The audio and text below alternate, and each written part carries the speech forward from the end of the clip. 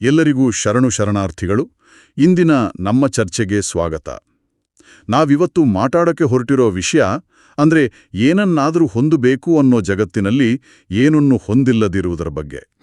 ಇನ್ನಷ್ಟು ಬೇಕು ಮತ್ತಷ್ಟು ಬೇಕು ಅಂತ ಓಡೋ ಈ ಕಾಲದಲ್ಲಿ ಶೂನ್ಯವನ್ನೇ ಸಂಪತ್ತಾಗಿಸಿಕೊಂಡು ಬದುಕಿದ ಒಬ್ಬ ಮಹಾನ್ ಚೇತನದ ಬಗ್ಗೆ. ಹೌದು, ಪರಮಪೂಜ್ಯ ಶ್ರೀ ಸಿದ್ದೇಶ್ವರ ಸ್ವಾಮಿಗಳು. ಎಕ್ಸಾಕ್ಟ್ಲಿ.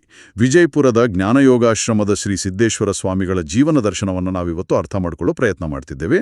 ಅದಕ್ಕೆ ನಮ್ಮ ಜೊತೆ ಇರೋದು ಗುಳೇದ ಗುಡ್ಡದ ಡಾಕ್ಟರ್ ಗಿರೀಶ ನೀಲಕಂಠ ಮಠ ಅವರು ಬರೆದ ಬಯಲ ಬದುಕಿಗೆ ಅನ್ನೋ ಒಂದು ಅದ್ಭುತ ಕವಿತೆ. ಹೌದು, ಇದೊಂದು ಕೇವಲ ಕಾವ್ಯ ವಿಶ್ಲೇಷಣೆ ಅಲ್ಲ ಅನ್ಸತ್ತೆ. ಖಂಡಿತ ಇಲ್ಲ. ಇದೊಂದು ರೀತಿ ಶ್ರೀಗಳ ಬದುಕಿನ ತಾತ್ವಿಕ ನಕ್ಷೆ ಇದ್ದ ಹಾಗೆ. ಒಂದು ವಿಷಯ ಏನ್ ಗೊತ್ತಾ, ಡಾಕ್ಟರ್ ಗಿರೀಶರು ವೃತ್ತಿಯಲ್ಲಿ ವೈದ್ಯರು. ಓ ಹೌದಾ? ಹೌದು. ಅವ್ರಿಂತ ಒಂದು ಆಧ್ಯಾತ್ಮಿಕ ಕವಿತೆ ಬರೆದಿದ್ದಾರೆ ಅಂದ್ರೆ ಶ್ರೀಗಳ ಪ್ರಭಾವ ಎಷ್ಟೊಂದು ಬೇರೆ ಬೇರೆ ಕ್ಷೇತ್ರದ ಜನರ ಮೇಲಿತ್ತು ಅನ್ನೋದಕ್ಕೆ ಇದೇ ಸಾಕ್ಷಿ. ಹಾಗಾದ್ರೆ ಆ ತಾತ್ವಿಕ ನಕ್ಷೆಯ ಮೊದಲ ತಾಣದಿಂದಲೇ ಶುರು ಮಾಡೋಣವಾ? ಖಂಡಿತ. ಕವಿತೆಯ ಆರಂಭವೇ ಒಂದು ದೊಡ್ಡ ಒಗಟಿನ ಹಾಗೆ ಇದೆ. ಕೇಳಿ. ಬಯಲ ಮಂತ್ರದಿ ಬಯಲ ಪೂಜಿಸಿ ಬಯಲ ತತ್ವವ ಬದುಕಿಹ ಬಯಲ ಬಿಡಿಸುತ್ತ ಬಯಲ ಬಿತ್ತುತ್ತ ಬಟ್ಟ ಬಯಲನೇ ಗಳಿಸಿಹ. ಇಲ್ಲಿ ಗಳಿಸಿಹ ಅಂದ್ರೆ ಗಳಿಸಿದ್ದು ಅಂತ. ಆದ್ರೆ ಗಳಿಸಿದ್ದು ಏನನ್ನ? ಬಟ್ಟ ಬಯಲನ್ನ, ಅಂದ್ರೆ ಶೂನ್ಯವನ್ನ. ಇದೊಂದು ವಿರೋಧಾಭಾಸ ಅಲ್ವಾ? ಏನೂ ಇಲ್ಲದಿರೋದನ್ನ ಗಳಿಕೆ ಅಂತ ಹೇಗೆ ಹೇಳೋದು? ಹೌದು, ಇದೇ ಶರಣತತ್ವದ ಅದರ ತಿರುಳೇ ಇದು. ಇಲ್ಲಿ ಬಯಲು ಅಂದ್ರೆ ಸುಮ್ನೆ ಖಾಲಿ ಜಾಗ ಅಲ್ಲ. ಓಕೆ. ಅದು ನಿರಾಕಾರ, ಅನಂತ, ಎಲ್ಲವನ್ನೂ ತನ್ನೊಳಗೆ ಇಟ್ಕೊಂಡಿರೋ ಪರಮ ಸತ್ಯ. ಕವಿಯ ಪ್ರಕಾರ ಶ್ರೀಗಳ ಜೀವನದ ಮಂತ್ರ, ಅವರ ಪೂಜೆ, ಅವರ ಬದುಕು ಎಲ್ಲವೂ ಆ ಬಯಲುತತ್ವವೇ ಆಗಿತ್ತು. ನಾವು ಸಾಮಾನ್ಯವಾಗಿ ಹಣ, ಆಸ್ತಿ ಗಳಿಸ್ತೀವಿ. ಆದ್ರೆ ಅವರು ಗಳಿಸಿದ್ದು ಬಟ್ಟ ಬಯಲನ್ನು, ಅಂದ್ರೆ ಅಹಂಕಾರವನ್ನ ಪೂರ್ತಿಯಾಗಿ ಕಳೆದುಕೊಂಡು ಆಸೆಗಳನ್ನ ಬಿಟ್ಟು ಆ ಶೂನ್ಯ ಸ್ವರೂಪವಾದ ಪ್ರಜ್ಞೆಯನ್ನ ಸಂಪಾದಿಸಿದ್ರು. ಲೌಕಿಕ ಜಗತ್ತಿನಲ್ಲಿ ಏನೂ ಇಲ್ಲದಿರುವುದೇ ಆಧ್ಯಾತ್ಮಿಕ ಜಗತ್ತಿನ ಅತಿದೊಡ್ಡ ಸಂಪಾದನೆ. ಇದು ಕೇಳೋಕೆ ಇವತ್ತಿನ ಮಿನಿಮಲಿಸಂ ಅಂತಾರಲ್ಲ, ಸರಳ ಜೀವನದ ಕಾನ್ಸೆಪ್ಟ್. ಹೌದು ಹೌದು. ಅದಕ್ಕಿಂತ ಒಂದು ಹೆಜ್ಜೆ ಮುಂದೆ ಹೋದಾಗೆ ಅನ್ನಿಸ್ತಿದೆ. ನಾವು ಮನೇಲಿರೋ ವಸ್ತುಗಳನ್ನ ಕಡಿಮೆ ಮಾಡೋ ಬಗ್ಗೆ ಮಾತಾಡ್ತೀವಿ. ಆದ್ರೆ ಇಲ್ಲಿ ಮಾತಾಡ್ತಿರೋದು ನಮ್ಮ ನಾನು ಅನ್ನೋ ಭಾವವನ್ನೇ ಕರಗಿಸಿ ಬಯಲಾಗಿಸೋದು ಅಲ್ವಾ? ಎಕ್ಸಾಕ್ಟ್ಲಿ. ಅದೇ, ಅದು ಬಂಧನಗಳಿಂದ ಸಂಪೂರ್ಣ ಬಿಡುಗಡೆ. ಓಕೆ. ನಮ್ಮನ್ನ ಕಟ್ಟಿಹಾಕೋದೇ ನಮ್ಮ ಆಸ್ತಿ, ನಮ್ಮ ಗುರುತು, ನಮ್ಮ ಅಹಂಕಾರ. ಅದನ್ನೆಲ್ಲ ಕಳ್ಚಿದಾಗ ಉಳಿಯೋದೇ ಆ ಬಟ್ಟಬೈಲು. ಅದೇ ನಿಜವಾದ ಸ್ವಾತಂತ್ರ್ಯ. ಶ್ರೀಗಳು ಆ ಸ್ವಾತಂತ್ರ್ಯದಲ್ಲೇ ಬದುಕಿದವರು. ಸರಿ. ಇಷ್ಟು ಗಹನವಾದ ಬಯಲು ತತ್ವವನ್ನ, ಆ ಪರಮ ಸ್ವಾತಂತ್ರ್ಯದ ಪರಿಕಲ್ಪನೆಯನ್ನ ಸಾಮಾನ್ಯ ಜನರಿಗೆ ಹೇಗೆ ತಲುಪಿಸಿದ್ರು ಅವರು? ಇದೇನು ಪಠ್ಯಪುಸ್ತಕದಲ್ಲಿ ಹೇಳ್ಕೊಡೋ ವಿಷಯ ಅಲ್ಲ. ಕವಿ ಅದಕ್ಕೊಂದು ಸುಳಿವು ಕೊಡ್ತಾರೆ ನೋಡಿ. ಹೂ ಹಕ್ಕಿಗಳು ಅರಳಿ ಹಾಡಿದವು ನಿಸರ್ಗ ಪ್ರೇಮಿಯ ವಾಣಿಯಲ್ಲಿ, ಸಣ್ಣ ಕತೆಗಳ ದೊಡ್ಡ ಪಾಠಗಳು ಮನದಟ್ಟಾದವು ಹೃದಯದಲ್ಲಿ. ಖಂಡಿತ. ಇದು ಅವರ ಸಂವಹನ ಕಲೆ, ಅದರ ಯಶಸ್ಸಿನ ಗುಟ್ಟು. ಹೌದು. ಕ್ಲಿಷ್ಟವಾದ ವೇದಾಂತ, ಉಪನಿಷತ್ತಿನ ಸಾರವನ್ನ ಅವರು ನೇರವಾಗಿ ಹೇಳುತ್ತಿರಲಿಲ್ಲ. ಬದಲಾಗಿ ಅರಳೋ ಹೂವು, ಹಾಡೋ ಹಕ್ಕಿ, ಹರಿಯೋ ನದಿ, ಹಾ ಇವುಗಳಿಂದ ಉದಾಹರಣೆ ತಗೊಳ್ತಿದ್ರು. ದೃಷ್ಟಾಂತ ಕಥೆಗಳ ಮೂಲಕ, ಅತಿ ಸರಳ ಘಟನೆಗಳ ಮೂಲಕ ಜೀವನದ ದೊಡ್ಡ ಸತ್ಯಗಳನ್ನ ಮನಮುಟ್ಟು ಹಾಗೆ ವಿವರಿಸ್ತಿದ್ರು. ಅದಕ್ಕೆ ಜ್ಞಾನ ಬರೀ ತಲೆಗೆ ಹೋಗಿ ಕೂರ್ಲಿಲ್ಲ. ಇಲ್ಲ, ಅದು ನೇರವಾಗಿ ಹೃದಯಕ್ಕೆ ಇಳಿದು ಅನುಭವ ಆಗ್ತಿತ್ತು. ಅದಕ್ಕೆ ಅವರು ಬರೀ ಆಧ್ಯಾತ್ಮಿಕ ಗುರು ಅಲ್ಲ, ಒಬ್ಬ ಶ್ರೇಷ್ಠ ಸಂವಹನಕಾರ ಕೂಡ ಆಗಿದ್ರು. ಕವಿತೆಯ ಮುಂದಿನ ಭಾಗದಲ್ಲಿ ಕವಿ ಶ್ರೀಗಳ ಪ್ರವಚನಗಳಲ್ಲಿ ಪದೇ ಪದೇ ಬರ್ತಿದ್ದ ಮಾತುಗಳನ್ನೇ ಕೋಟ್ ಮಾಡ್ತಾರೆ. ಇದು ಅವರ ಬೋಧನೆಯ ಸಾರವನ್ನೇ ನಮ್ಗೆ ತಲುಪಿಸುತ್ತೆ. ಯಾವುದು ಕೂಡ ಇದ್ದಂಗಿರುದು ಕಡಿತನಕ ಅದು ಹಂಗ. ಏರಿದ್ದಿಳಿದು ಇಳಿದದ್ದೇರಿ, ಹೊಯ್ದಾಡುವುದು ಜಗವು ಹಿಂಗ. ಎಷ್ಟು ಸರಳವಾದ ಮಾತು ನೋಡಿ. ಹೌದು. ಬದಲಾವಣೆ ಜಗತ್ತಿನ ನಿಯಮ ಅನ್ನೋದು ಎಲ್ಲರಿಗೂ ಗೊತ್ತು. ಆದ್ರೆ ಇದರಲ್ಲಿ ಅದಕ್ಕಿಂತ ಆಳವಾದ ಅರ್ಥ ಇದೆ ಅನ್ಸುತ್ತೆ. ಇದೆ, ಖಂಡಿತ ಇದೆ. ಇದು ಕೇವಲ ಬದಲಾವಣೆ ಬಗ್ಗೆ ಹೇಳೋದಲ್ಲ. ಇದು ಅನಿತ್ಯ ಅನ್ನೋ ಒಂದು ಮೂಲಭೂತ ಪರಿಕಲ್ಪನೆಯನ್ನ ಜನಸಾಮಾನ್ಯರ ಭಾಷೆಯಲ್ಲಿ ಹಿಡಿದಿಡುತ್ತೆ. ಅನಿತ್ಯ? ಹೌದು. ಜಗತ್ತಿನಲ್ಲಿ ಯಾವುದೂ ಶಾಶ್ವತ ಅಲ್ಲ. ಸುಖದ ನಂತರ ದುಃಖ, ಏರಿಳಿತಗಳು ಜೀವನದ ಸಹಜ ಲಯ. ಏರಿದ್ದಿಳಿದು ಇಳಿದದ್ದೇರಿ ಅನ್ನೋ ಆಡುಮಾತಿನ ಶೈಲಿ ಇದೆಯಲ್ಲ, ಅದು ಜೀವನದ ವಾಸ್ತವವನ್ನ ಕಣ್ಣಿಗೆ ಕಟ್ಟಿದ ಹಾಗೆ ತೋರಿಸುತ್ತೆ. ಈ ಸತ್ಯವನ್ನ ಒಮ್ಮೆ ಅರಿತ್ರೆ ಮನುಷ್ಯ ಸುಖ ಬಂದಾಗ ಹಿಗ್ಗಲ್ಲ, ದುಃಖ ಬಂದಾಗ ಕುಗ್ಗಿ ಹೋಗಲ್ಲ. ಒಂದು ಸ್ಥಿಮಿತ, ಒಂದು ಸಮಚಿತ್ತವನ್ನ ಕಂಡುಕೊಳ್ತಾನೆ. ಒಂದು ನಿಮಿಷ, ಇನ್ನೊಂದು ಉಲ್ಲೇಖ ನೋಡಿ. ಕಂಡಿದ್ದೂ ದೇವ, ಕಾಣದ್ದೂ ದೇವ. ಇದನ್ನು ಹೇಳೋದು ಸುಲಭ ಅನ್ಸುತ್ತೆ. ಆದ್ರೆ ನಮ್ಮ ದಿನನಿತ್ಯದ ಜಂಜಾಟ, ಕೆಲಸದ ಒತ್ತಡ, ಸಂಬಂಧಗಳ ಬಿಕ್ಕಟ್ಟು, ಇಂಥದ್ರಲ್ಲಿ ಎಲ್ಲದರಲ್ಲೂ ದೇವರನ್ನ ಕಾಣೋದು ಹೇಗೆ ಸಾಧ್ಯ? ಇದೊಂದು ಆದರ್ಶ ಅಷ್ಟೇನಾ? ಇದು ಬಹಳ ಪ್ರಾಯೋಗಿಕವಾದ ಪ್ರಶ್ನೆ. ಇಲ್ಲಿ ದೇವರು ಅಂದ್ರೆ ಪೂಜಾ ಕೋಣೆಯಲ್ಲಿರೋ ವಿಗ್ರಹ ಅಂತ ಅಷ್ಟೇ ಅಂದ್ಕೊಳ್ಬಾರ್ದು. ದೈವತ್ವ ಅನ್ನೋ ವಿಶಾಲ ಅರ್ಥದಲ್ಲಿ ನೋಡ್ಬೇಕು. ಓಕೆ. ಅಂದ್ರೆ ಕಾಣೋ ಪ್ರತಿಯೊಂದು ಜೀವಿಯಲ್ಲಿ, ವಸ್ತುವಿನಲ್ಲಿ ಮತ್ತೆ ಕಾಣದ ಚೈತನ್ಯದಲ್ಲಿ ಒಂದು ಸಾರ್ವತ್ರಿಕ ಪ್ರಜ್ಞೆ ಇದೆ ಅಂತ ಒಪ್ಕೊಳ್ಳೋದು. ಹಾಗಾದ್ರೆ ಕಷ್ಟ ಬಂದಾಗ ಇದು ನನ್ನನ್ನ ನಾಶ ಮಾಡೋಕೆ ಬಂದಿದೆ ಅಂತ ಭಾವಿಸೋ ಬದಲು ಇದರಿಂದ ನಾನು ಏನು ಕಲಿಬೇಕು ಅಂತ ಹುಡುಕೋದೆ. ಆ ಕಷ್ಟದಲ್ಲಿ ದೈವತ್ವವನ್ನ ಕಾಣೋದು. ಇದು ದೃಷ್ಟಿಕೋನ ಬದಲಾಯಿಸೋ ಹಾಗೆ. ಹೌದು, ಇದೊಂದು ದೃಷ್ಟಿಕೋನ ಬದಲಾಯಿಸೋ ಸಾಧನ. ಶ್ರೀಗಳ ಪ್ರವಚನಗಳು ಮಾಡ್ತಿದ್ದಿದ್ದೇ ಆ ಕೆಲ್ಸವನ್ನ. ಕೇಳುಗರಿಗೆ ಅವರದೇ ಬದುಕಿನ ಘಟನೆಗಳಲ್ಲಿ ಸತ್ಯದರ್ಶನ ಮಾಡಿಸ್ತಿದ್ರು. ಹಾಗೆ ಇನ್ನೊಂದು ಅತ್ಯಂತ ಪ್ರಾಯೋಗಿಕವಾದ ಸಲಹೆ, ಇದ್ದಿದ್ರಾಗ ತೃಪ್ತಿಲಿ ಹಂಚಿ ಮಸ್ತಗನ್ನಕ್ಕೊಂತ ಇರಿ. ಇದು ಕೇಳೋಕೆ ಎಷ್ಟು ಸರಳವೋ ಆಚರಿಸೋಕೆ ಅಷ್ಟೇ ಕಷ್ಟ. ನಿಜ. ಆದರೆ ಕವಿ ತಕ್ಷಣವೇ ಒಂದು ಮಹತ್ವದ ಸಾಲನ್ನ ಸೇರಿಸ್ತಾರೆ, ಹೇಳೋದಲ್ಲೇ ಬದುಕಿ ತೋರಿದ ಅನುಪಮ ಅಲ್ಪಹಾರಿ ಅಂತ. ಅದೇ ಶ್ರೀಗಳ ವ್ಯಕ್ತಿತ್ವದ ತಿರುಳು. ಅವರ ಮಾತಿಗೂ ನಡೆಗೂ ಒಂದು ಚೂರು ವ್ಯತ್ಯಾಸ ಇರಲಿಲ್ಲ. ಅವರು ಬರೀ ಉಪದೇಶ ಮಾಡ್ಲಿಲ್ಲ, ತಾವೇ ಹಾಗೆ ಬದುಕಿದ್ರು. ಇದ್ದುದರಲ್ಲಿ ತೃಪ್ತಿ, ಸಿಕ್ಕಿದ್ದನ್ನ ಹಂಚೋದು ಮತ್ತೆ ಮಿತವಾದ ಆಹಾರ.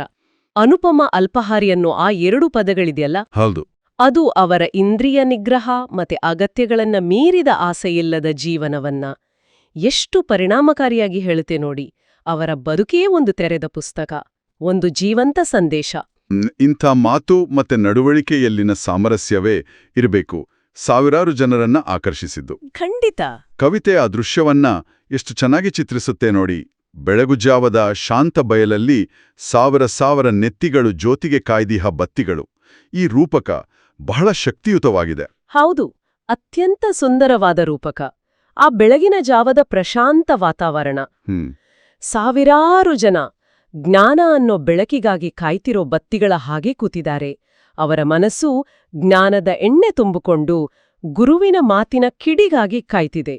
ಇದು ಬರೀ ಜನಸಂದಣಿಯ ವರ್ಣನೆ ಅಲ್ಲ, ಅದಕ್ಕಿಂತ ಹೆಚ್ಚಿಗೆ. ಹೌದು, ಅದು ಅಂದಿನ ಸಮಾಜದ ಜ್ಞಾನದ ಹಸಿವನ್ನ ಮತ್ತೆ ಆ ಹಸಿವನ್ನ ನೀಗಿಸ್ತಿದ್ದ ಶ್ರೀಗಳ ಪ್ರಭಾವವನ್ನ ಸೂಚಿಸುತ್ತೆ. ಅವರ ನಿಧಾನ ನುಡಿಗಳ ವಿಧಾನ ಜನರ ಬದುಕಿನ ಒಗಟನು ಬಿಡಿಸುವ ರೀತಿಯಾಗಿತ್ತು. ಬದುಕಿನ ಒಗಟುನು ಬಿಡಿಸುವ ರೀತಿಗೆ ಮಗ್ನದಿ ಜನ ಮನ ನಲಿದು ಜ್ಯೋತಿರ್ಲಿಂಗದ ಮಾತಿಗೆ ಮೆಚ್ಚಿ ಜಗಜಂಗಮವೆಂದಿತು ಅಹುದಹುದು. ಹೌದು. ಇಲ್ಲಿ ಬದುಕಿನ ಒಗಟು ಅನ್ನೋ ಮಾತು ಗಮನ ಸೆಳೆಯುತ್ತೆ. ಹೌದು, ಈ ಸಾಲುಗಳಲ್ಲಿ ತುಂಬಾ ಆಳವಾದ ಅರ್ಥಗಳಿವೆ. ಒಂದೊಂದಾಗಿ ನೋಡೋಣ. ಮೊದಲನೇದಾಗಿ ಬದುಕಿನ ಒಗಟು. ನಾವೆಲ್ಲರೂ ಎದುರಿಸುವ ಪ್ರಶ್ನೆಗಳಿವು. ನಾನು ಯಾರು? ಜೀವನದ ಅರ್ಥವೇನು? ಸಾವು ಅಂದ್ರೆ ಏನು? ಈ ಇಡೀ ಬದುಕೇ ಒಂದು ದೊಡ್ಡ ಒಗಟು.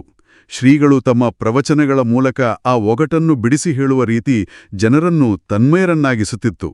ಜನಮನ ನಲಿನಲಿದು. ಹೌದು, ಅವರ ಮನಸ್ಸು ಖುಷಿಯಿಂದ ಕುಣಿಯುತ್ತಿತ್ತು ಅಂತ ಕವಿ ಹೇಳ್ತಾರೆ.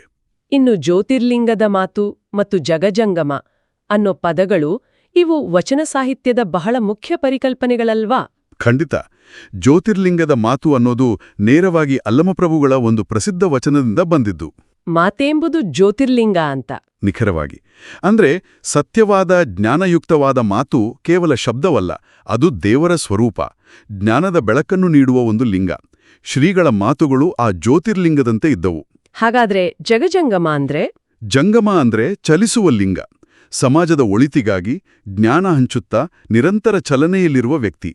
ಇಲ್ಲಿ ಕವಿ ಇಡೀ ಜಗತ್ತನ್ನೇ ಒಂದು ಜಂಗಮ ಅಂತ ಕಲ್ಪಿಸಿಕೊಂಡಿದ್ದಾನೆ. ಓ, ಶ್ರೀಗಳ ಆ ಜ್ಯೋತಿರ್ಲಿಂಗದಂತಹ ಮಾತಿಗೆ ಇಡೀ ಜಗತ್ತು ಎಂಬ ಜಂಗಮವೇ ಹೌದು ಹೌದು ಎಂದು ಒಪ್ಪುತ್ತಿತ್ತು, ತಲೆದೂಗುತ್ತಿತ್ತು ಅಂತ. ಇದು ಬಸವಣ್ಣನವರ ನುಡಿದರೆ ಮುತ್ತಿನ ಹಾರದಂತಿರಬೇಕು, ನುಡಿದರೆ ಲಿಂಗ ಮೆಚ್ಚಿ ಅಹುದಹುದೆನಬೇಕು ಅನ್ನೋ ಮಾತನ್ನು ನೆನಪಿಸುತ್ತೆ. ಹೌದು ಹೌದು, ಅವರ ಮಾತಿಗೆ ಅಂತಹ ಸತ್ಯದ ಶಕ್ತಿ ಇತ್ತು. ಅವರ ಜ್ಞಾನ ಒಂದು ಪ್ರದೇಶಕ್ಕೆ, ಒಂದು ಆಶ್ರಮಕ್ಕೆ ಸೀಮಿತವಾಗಿರಲಿಲ್ಲ. ಅದು ಜಗದಗಲ ಮುಗಿಲಗಲವಾಗಿ ಹರಡಿತ್ತು. ವೇದಾಂತ, ಗೀತಾ, ವಚನಸೂತ್ರವು ಹೃದಯವಾದವು, ಪ್ರವಚನದಲ್ಲಿ ಬೆಳಗುಗಳೆಲ್ಲ ಬೆಳಗ್ಗೆ ನಿಂದವು ಪ್ರಭುವಚನದ ನಿರ್ವಚನದಲ್ಲಿ. ಹೌದು, ಇಲ್ಲಿ ಅವರ ಜ್ಞಾನದ ಎರಡು ಮುಖಗಳನ್ನು ನಾವು ನೋಡಬಹುದು. ಹೇಗೆ? ಒಂದು ಕಡೆ ವೇದಾಂತ, ಭಗವದ್ಗೀತೆ, ಪತಂಜಲಿಯ ಯೋಗಸೂತ್ರಗಳಂತಹ ಶಾಸ್ತ್ರೀಯ ಗ್ರಂಥಗಳ ಮೇಲೆ ಆಳವಾದ ಪ್ರವಚನ. ಮತ್ತೊಂದು ಕಡೆ ವಚನ ಸಾಹಿತ್ಯ. ಇಲ್ಲಿ ಪ್ರಭುವಚನದ ನಿರ್ವಚನ ಅನ್ನೋ ಉಲ್ಲೇಖ ಬಹಳ ಮುಖ್ಯ. ಅಲ್ಲಮಪ್ರಭುವಿನ ವಚನಗಳು ಸಾಮಾನ್ಯವಾದವುಗಳಲ್ಲ. ಹೌದು, ಅವು ತುಂಬಾ ಗೂಢಾರ್ಥವುಳ್ಳವು. ಅವುಗಳನ್ನ ಬೆಡಗಿನ ವಚನಗಳು ಅಂತಲೇ ಕರೆಯುತ್ತಾರೆ. ಅವುಗಳ ಅರ್ಥವನ್ನು ಬಿಡಿಸುವುದು ಬಹಳ ಕಷ್ಟ. ಬೆಡಗು ಅಂದ್ರೆ ಒಂದು ರೀತಿ ಒಗಟು, ಪಜಲ್ ಇದ್ಹಾಗೆ ಅಲ್ವಾ? ಹೌದು, ಆಧ್ಯಾತ್ಮಿಕ ಒಗಟುಗಳು. ಶ್ರೀಗಳು ಪ್ರಭುವಚನದ ನಿರ್ವಚನ ಅನ್ನೋ ಪುಸ್ತಕವನ್ನೇ ಬರೆದು ಆ ಅರ್ಥಮಾಡಿಕೊಳ್ಳಲು ಕಷ್ಟವಾದ ಬೆಡಗುಗಳನ್ನು ಎಲ್ಲರಿಗೂ ಅರ್ಥವಾಗುವಂತೆ ಬೆಳಗಿಸಿದರು. ಆಹಾ, ಕವಿಯ ಮಾತು ಎಷ್ಟು ಸುಂದರವಾಗಿದೆ ನೋಡಿ. ಬೆಳಗುಗಳು ಬೆಳಗಿ ನಿಂತವು ಅಂತ. ಹೌದು, ಅಂದರೆ ಆ ಕತ್ತಲೆಯಲ್ಲಿದ್ದ ಗೂಢವಾಗಿದ್ದ ಸತ್ಯಗಳು ಇವರ ಮಾತಿನ ಬೆಳಕಿಗೆ ಪ್ರಜ್ವಲಿಸಿದವು. ಇದು ಅವರ ಪಾಂಡಿತ್ಯ ಮತ್ತು ಸರಳೀಕರಿಸುವ ಕಲೆ ಎರಡಕ್ಕೂ ಸಾಕ್ಷಿ. ನನಗೆ ಈ ಭಾಗ ಬಹಳ ಮುಖ್ಯ ಅನ್ಸುತ್ತೆ. ಯಾಕಂದ್ರೆ ಇವತ್ತಿನ ಜಗತ್ತಿನಲ್ಲಿ ನಾವೆಲ್ಲರೂ ಮಾನ್ಯತೆ, ಪ್ರಶಸ್ತಿಗಳಿಗಾಗಿ ಹಂಬಲಿಸ್ತೀವಿ. ಸಣ್ಣ ಸಾಧನೆಗೂ ದೊಡ್ಡ ಪ್ರಚಾರ ಬೇಕು ನಮಗೆ. ನಿಜ. ಅಂಥದ್ರಲ್ಲಿ ಕವಿತೆಯ ಈ ಸಾಲುಗಳು ನಮ್ಮನ್ನ ಚಿಂತನೆಗಚ್ಚುತ್ತವೆ. ಪದ್ಮಶ್ರೀಯು ಏರಲೇ ಇಲ್ಲ, ಜ್ಞಾನಶಿಖರದ ಎತ್ತರಕ್ಕೆ, ಸಂತನ ಸರಳತೆ ಉತ್ತರಕ್ಕೆ. ಆಹಾ. ದೇಶದ ಅತ್ಯುನ್ನತ ಗೌರವಗಳಲ್ಲಿ ಒಂದಾದ ಪದ್ಮಶ್ರೀಯನ್ನ ಅವರು ನಿರಾಕರಿಸ್ತಾರೆ. ಇದು ಅವರ ವ್ಯಕ್ತಿತ್ವದ ಬಗ್ಗೆ ಏನ್ ಹೇಳುತ್ತೆ? ಇದು ಅವರ ಬಯಲು ತತ್ವದ ಪ್ರಾಯೋಗಿಕ ರೂಪ. ಬಟ್ಟ ಬೈಲನ್ನೇ ಗಳಿಸಿದ, ಜ್ಞಾನವನ್ನೇ ಶಿಖರವಾಗಿಸಿಕೊಂಡ ಯೋಗಿಗೆ ಈ ಲೌಕಿಕ ಪ್ರಶಸ್ತಿಗಳೆಲ್ಲ ಒಂದು ಹೊರೆ. ಹೌದು, ಒಂದು ಹೊರೆಯಂತೆ ಕಾಡುತ್ತೆ. ಅವು ಅವರ ಸಹಜ ಸ್ಥಿತಿಗೆ ಅಡ್ಡಿಯಾಗತ್ತೆ. ಇಲ್ಲಿ ಇನ್ನೊಂದು ವಿಷಯ ಗಮನಿಸಬೇಕು. ಪ್ರಶಸ್ತಿ ನಿರಾಕರಿಸಿದಾಗ ಅವರು ದೊಡ್ಡ ಭಾಷಣ ಮಾಡ್ಲಿಲ್ಲ, ಕಾರಣಗಳನ್ನ ಕೊಡ್ತಾ ಕೂರ್ಲಿಲ್ಲ. ಕವಿ ಹೇಳೋ ಹಾಗೆ ಸಂತನ ಸರಳತೆ ಉತ್ತರಕ್ಕೆ. ಅಂದ್ರೆ ಅವರ ಆ ಸರಳ ಜೀವನವೇ ಆ ನಿರಾಕರಣೆಗೆ ಉತ್ತರವಾಗಿತ್ತು. ನನಗಿದೆಲ್ಲ ಬೇಕಾಗಿಲ್ಲ ಅನ್ನೋದನ್ನ ಅವರ ಬದುಕೇ ಸಾರಿ ಹೇಳ್ತಿತ್ತು. ಆ ಸರಳತೆಯ, ಆ ನಿರ್ಲಿಪ್ತತೆಯ ಪರಾಕಾಷ್ಠೆ, ಅದನ್ನ ಕವಿ ಒಂದೇ ಒಂದು ಚಿತ್ರದಲ್ಲಿ ಹಿಡಿದಿಡ್ತಾರೆ. ನನ್ನ ಪ್ರಕಾರ ಇಡೀ ಕವಿತೆಯ ಅತ್ಯಂತ ಶಕ್ತಿಯುತ ಚಿತ್ರಣ ಅಂದ್ರೆ ಇದೆ. ಯಾವುದು? ಕಿಸೆಯೇ ಇಲ್ಲದ ಬೆಳ್ಳನೆ ಅಂಗಿಯೂ ಪಾವನವಾಯಿತು ಪುರುಷಕ್ಕೆ. ಪಾಕೆಟ್ ಇಲ್ಲದ ಬಿಳಿ ಅಂಗಿ. ಇದೊಂದು ಸಣ್ಣ ವಿವರದ ಹಾಗೆ ಕಂಡ್ರೂ ಇದರ ಹಿಂದಿರೋ ತತ್ವ ಎಷ್ಟು ಆಳವಾಗಿದೆ. ಖಂಡಿತವಾಗಿಯೂ ಇದು ಬರೀ ಬಟ್ಟೆಯ ವಿವರ ಅಲ್ಲ, ಅದೊಂದು ಜೀವನ ದರ್ಶನದ ರೂಪಕ. ಕಿಸೆ ಅನ್ನೋದು ಸಂಗ್ರಹದ ಸಂಕೇತ. ಹಣ, ವಸ್ತುಗಳು, ನಾಳಿನ ಚಿಂತೆಗಳನ್ನ ಇಟ್ಕೊಳ್ಳೋ ಜಾಗ. ಕಿಸೆಯೇ ಇಲ್ಲದ ಅಂಗಿ ಅಂದ್ರೆ ಸಂಗ್ರಹದ ಮನೋಭಾವವೇ ಇಲ್ಲದ ಜೀವನ. ನಾಳೆಗಾಗಿ ಕೂಡಿಡದ, ವರ್ತಮಾನದಲ್ಲಿ ಸಂಪೂರ್ಣವಾಗಿ ಬದುಕೋ ನಿರ್ಲಿಪ್ತತೆ. ಅಷ್ಟೇ ಅಲ್ಲ, ಅದು ಪಾರದರ್ಶಕತೆಯ ಸಂಕೇತ ಕೂಡ. ಮುಚ್ಚಿಡೋಕೆ ಏನೂ ಇಲ್ಲದ ತೆರೆದ ಬದುಕು. ಬಿಳಿ ಬಣ್ಣ ಪರಿಶುದ್ಧತೆಯ ಸಂಕೇತ. ಹೌದು, ಅಂತಹ ಮಹಾತ್ಮನ ಸ್ಪರ್ಶದಿಂದ ಆ ನಿರ್ಜೀವ ಅಂಗಿಯೂ ಸಹ ಪರುಷ ಅಂದ್ರೆ ಸ್ಪರ್ಶಮಣಿಯ ಸ್ಪರ್ಶದ ಹಾಗೆ ಪಾವನವಾಯಿತು ಅಂತಾರೆ ಕವಿ. ಕಿಸೆಯೇ ಇಲ್ಲದ ಅಂಗಿ ಇದು ಕೇವಲ ಸಂಗ್ರಹ ಮಾಡೋದು ಮಾತ್ರ ಅಲ್ಲ. ಇವತ್ತಿನ ಜಗತ್ತಲ್ಲಿ ನಮ್ಮ ಗುರುತು, ನಮ್ಮ ಯಶಸ್ಸೆಲ್ಲ ನಾವು ಏನು ಹೊಂದಿದ್ದೇವೆ ಅನ್ನೋದ್ರ ಮೇಲೆ ನಿಂತಿದೆ. ನಿಜ. ನಮ್ಮ ಫೋನು, ನಮ್ಮ ಕಾರು, ನಮ್ಮ ಆನ್ಲೈನ್ ಫಾಲೋವರ್ಸ್. ಈ ಖಾಲಿ ಕಿಸೆಯ ಪರಿಕಲ್ಪನೆ ಆ ಅಸ್ತಿತ್ವದ ಬುನಾದಿಯನ್ನೇ ಪ್ರಶ್ನಿಸುತ್ತಲ್ವಾ? ಹೌದು, ಇದೊಂದು ದೊಡ್ಡ ಸವಾಲೇ. ಆ ಸವಾಲಿಗೆ ಉತ್ತರ ಕವಿ ಕೊನೆಯ ಸಾಲುಗಳಲ್ಲಿ ಕೊಡ್ತಾರೆ. ಮಾನವ ರೂಪದಿ ದೇವನ ಕಂಡು ಸಾರ್ಪಕವಾಯಿತು ಲೋಕಕ್ಕೆ. ಇದು ಒಬ್ಬ ವ್ಯಕ್ತಿಯನ್ನ ದೇವ್ರು ಅಂತ ಪೂಜೆ ಮಾಡೋದಲ್ಲ. ಮನುಷ್ಯ ತನ್ನ ಪರಿಪೂರ್ಣತೆಯಲ್ಲಿ, ತನ್ನ ಸರಳತೆಯಲ್ಲಿ, ನಿರ್ಮೋಹದಲ್ಲಿ ದೈವತ್ವವನ್ನ ಮುಟ್ಬೋದು ಅನ್ನೋದಕ್ಕೆ ಶ್ರೀಗಳ ಜೀವನವೇ ಸಾಕ್ಷಿ. ಸರಿ. ಅಂತಹ ದೈವ ಸ್ವರೂಪಿ ಮನುಷ್ಯನನ್ನ ನೋಡೋದೇ ಈ ಲೋಕಕ್ಕೆ ಸಾರ್ಥಕತೆ ಅಂತ ಕವಿ ತಮ್ಮ ಭಾವವನ್ನ ವ್ಯಕ್ತಪಡಿಸ್ತಾರೆ. ಈ ಕವಿತೆಯ ಬಗ್ಗೆ ಮಾತಾಡುವಾಗ ಇನ್ನೊಂದು ವಿಶೇಷತೆಯನ್ನ ಗಮನಿಸಲೇಬೇಕು. ನಾನ್ ಗಮನಿಸಿದ್ದು, ಕವಿ ಇಡೀ ಕವಿತೆಯಲ್ಲಿ ಎಲ್ಲಿಯೂ ಶ್ರೀಸಿದ್ದೇಶ್ವರ ಸ್ವಾಮಿಗಳು ಅಂತ ಅವರ ಹೆಸರನ್ನು ನೇರವಾಗಿ ಉಲ್ಲೇಖಿಸಿಯೇ ಇಲ್ಲ. ಹೌದು, ಇದು ಬಹಳ ಸೂಕ್ಷ್ಮವಾದ ಮತ್ತು ಮುಖ್ಯವಾದ ಅಂಶ. ಯಾಕೆ ಹೀಗೆ ಮಾಡಿರಬಹುದು? ಇದು ಆಕಸ್ಮಿಕ ಅಲ್ಲ, ಉದ್ದೇಶಪೂರ್ವಕ. ಶ್ರೀಗಳ ಬದುಕಿನ ತತ್ವವೇ ಬಯಲು, ಅಂದ್ರೆ ನಿರಾಕಾರ, ನಿರಾಡಂಬರ. ಸರಿ. ಹೆಸರನ್ನ ಹೇಳಿದಾಗ ಆ ವ್ಯಕ್ತಿತ್ವಕ್ಕೆ ಒಂದು ಚೌಕಟ್ಟು ಬಂದ್ಬಿಡುತ್ತೆ. ಹೆಸರನ್ನ ಹೇಳ್ದೆ ಕೇವಲ ಅವರ ಗುಣಗಳನ್ನ, ತತ್ವಗಳನ್ನ, ಜೀವನ ಶೈಲಿಯನ್ನ ವರ್ಣಿಸೋ ಮೂಲಕ ಕವಿ ಆ ಬಯಲು ತತ್ವಕ್ಕೆ ಕಾವ್ಯಾತ್ಮಕ ಗೌರವವನ್ನ ಸಲ್ಲಿಸ್ತಿದ್ದಾನೆ. ಅಂದ್ರೆ ಇಲ್ಲಿ ಮುಖ್ಯವಾಗೋದು ವ್ಯಕ್ತಿಯಲ್ಲ, ಆ ವ್ಯಕ್ತಿ ಬದುಕಿದ ತತ್ವ. ನಿಖರವಾಗಿ. ಹಾಗಾಗಿ ಇದು ಬಯಲ ಬದುಕಿಗನ ಕುರಿತಾದ ಕವಿತೆ. ಯಾವುದೇ ಹೆಸರಿನ ಚೌಕಟ್ಟಿಗೆ ಸಿಕ್ಕಿ ಹಾಕೊಳ್ಳದ ವ್ಯಕ್ತಿತ್ವದ ಚಿತ್ರಣ. ತುಂಬಾ ಚೆನ್ನಾಗಿ ಹೇಳಿದ್ರಿ. ಹಾಗಾದ್ರೆ ಈ ಇಡೀ ಚರ್ಚೆಯಿಂದ ನಾವೇನು ಕಲಿಬಹುದು? ಡಾಕ್ಟರ್ ಗಿರೀಶ್ ನೀಲಕಂಠಮಠ ಅವರ ಈ ಕವಿತೆಯ ಮೂಲಕ ನಾವು ಬರೀ ಶ್ರೀ ಸಿದ್ದೇಶ್ವರ ಸ್ವಾಮಿಗಳ ಜೀವನ ಚರಿತ್ರೆ ಓದಿಲ್ಲ. ಇಲ್ಲ.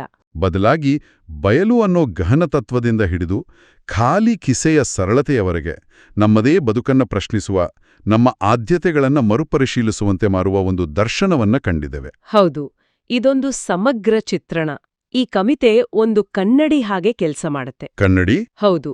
ಅದು ಶ್ರೀಗಳ ಬದುಕನ್ನ ನಮಗೆ ತೋರ್ಸುತ್ತಾ ಪರೋಕ್ಷವಾಗಿ ನಮ್ಮ ಬದುಕನ್ನ ನಾವೇ ನೋಡ್ಕೊಳ್ಳೋ ಹಾಗೆ ಮಾಡತ್ತೆ. ವೇದಾಂತದ ಸಾರವನ್ನ ಆಡು ಮಾತಿನಲ್ಲಿ ಹೇಳಿದ ಅವರ ಶೈಲಿ, ಮಾತು ನಡೆ ಒಂದಾಗಿಸಿಕೊಂಡ ಅವರ ಪ್ರಾಮಾಣಿಕತೆ ಮತ್ತೆ ಎಲ್ಲಕ್ಕಿಂತ ಹೆಚ್ಚಾಗಿ ಸರಳತೆಯಲ್ಲೇ ಅತಿದೊಡ್ಡ ಶ್ರೀಮಂತಿಕೆ ಇದೆ ಅನ್ನೋ ಸತ್ಯವನ್ನ ಅವರ ಜೀವನ ನಮಗೆ ತೋರಿಸುತ್ತೆ.